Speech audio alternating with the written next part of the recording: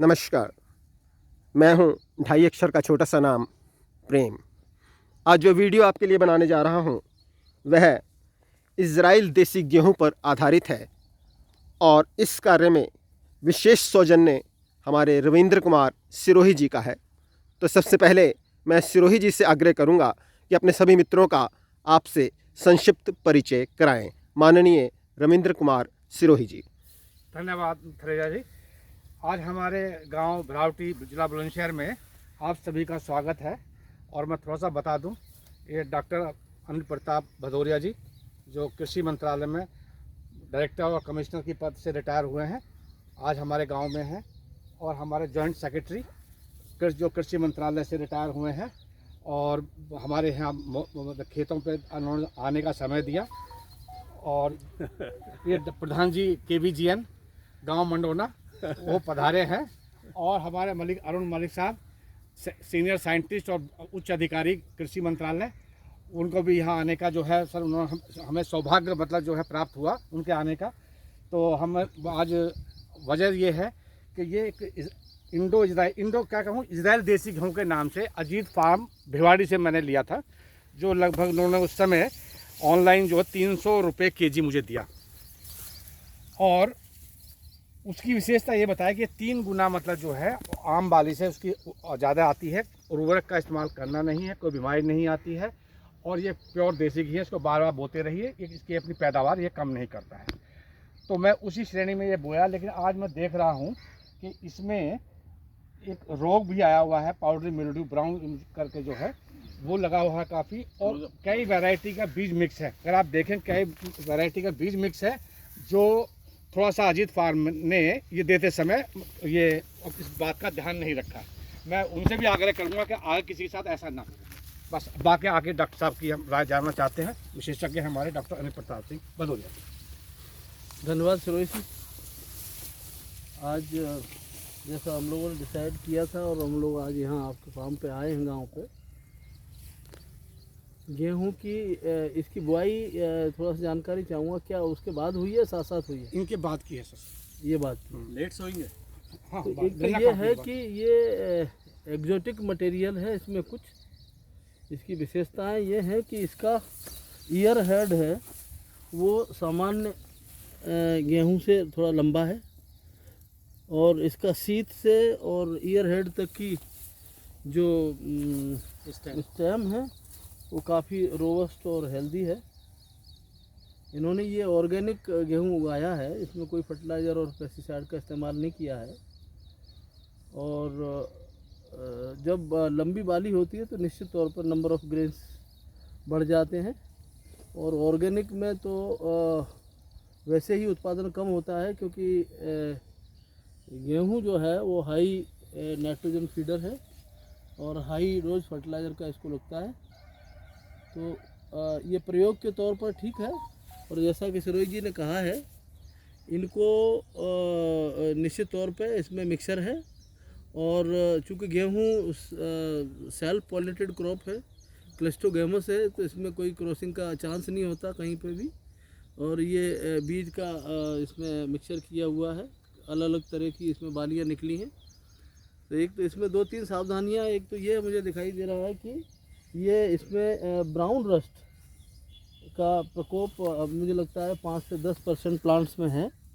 और अब ये इसके पश्यूल्स हैं वो लगभग मैच्योर होके और ये मूव करने की स्थिति में आ रहे हैं। और इसके जो फंगस है, इसकी जो एरिसाइपी, तो वो दूसरे प्लांट पे होस्ट बना के वहाँ पे सरवाइव करेगी।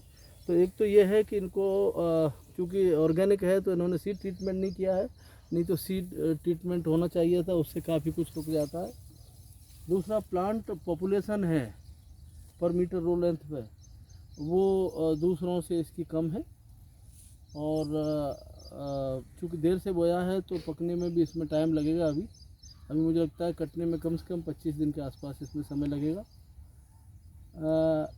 ऑर्गेनिक में यील्ड कम आती है, ऐसा मेरा परसेप्शन है। कई लोग मानते हैं नहीं आती, लेकिन मुझे साइंस के हिसाब से मुझे ये मेरा विश्वास है कि क्योंकि जो हमारा डीएनए होता है, उसमें 16% नाइट्रोजन होता है, तो आपको रिप्लेनिश करना पड़ेगा। या तो वो हवा से ले पेड़, गेहूँ हवा से नहीं लेता है, या ज़मीन में पहले से हो, और या फिर आप ऊपर से दें। तो ज़्यादा उत्पादन लेना है तो ज़्यादा आपको पोषक तत्व देना पड़ेंगे, ये तो सिद्धांत है। इसमें मेरा अनुमान ये है कि ऑर्गेनिक के हिसाब से तो इसकी उपज अच्छी है, लेकिन जो हमारा इनऑर्गेनिक फर्टिलाइजर के साथ में जो इनका बाजू के दूसरे खेत हैं उसमें उपज निश्चित तौर पर ज़्यादा आना चाहिए। अब इनको सावधानी, अगर अगले साल ये बीज में इस्तेमाल करते हैं तो ये इसको सीड ट्रीटमेंट करें। जो रोगी प्लांट्स हैं उनको अलग सेपरेट करें, उनसे बीज न लें। दूसरा ऑफ टाइप प्लांट, इसमें मिक्सचर अलग दिख रहा है, मिक्सचर हमको वो मिक्सचर है, उस मिक्सचर को ऑफ टाइप प्लांट को निकाल के रखा है सीड की प्योरिटी के लिए। दूसरा, अगर ज़रूरत हो तो इसमें जो कुछ ऐसा क्षेत्र लें जिसमें नॉर्मल फार्मर्स प्रैक्टिस के हिसाब से इनऑर्गेनिक फर्टिलाइज़र पे भी इसको कंपेयर करें, तब थोड़ा अंदाज़ लगेगा कि इसका वास्तविक उत्पादन क्या आता है। तो इसमें सबसे बड़ा खतरा है वो रोग का है, वो इनको देखना पड़ेगा।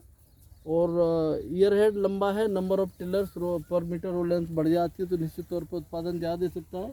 लेकिन हमारे यहाँ पे भी जो जर्मप्लाज में है, डायरेक्टरेट ऑफ व्हीट में, और जो गेहूँ अनुसंधान के केंद्र हैं तमाम, वहाँ पे ये जो देखने में लग रहा है ये हमारा हेक्सा फ्लोइड और एस्टिबम का ही वैरायटी है। ये देसी नहीं है, इम्प्रूव्ड वैरायटी है बाहर की।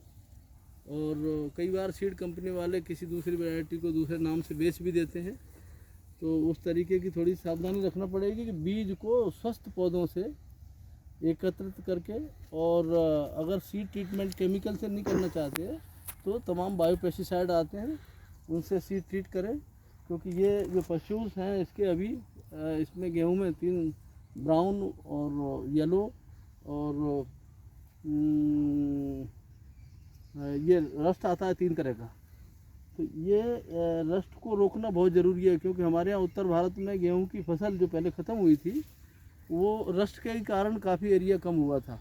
उस समय टाइम का मैनिपुलेशन करके, बजाय अक्टूबर नवंबर के जनवरी तक हम लोगों ने गेहूं बोना शुरू किया, उस समय तक इसकी लाइफ साइकिल पूरा हो जाता था। तो हम लोगों ने उस समय, आज 70s में रस्ट रेजिस्टेंट 21 RR21 बहुत पॉपुलर वैरायटी हो गई थी।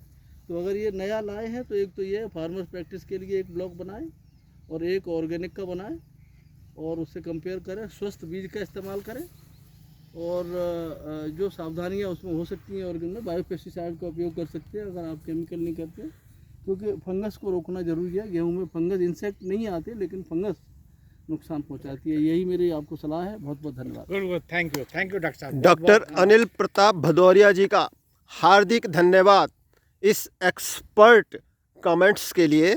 शेष अगले भाग में, तब तक के लिए इजाज़त। मैं हूं आपका दोस्त, 2.5 अक्षर का छोटा सा नाम, प्रेम।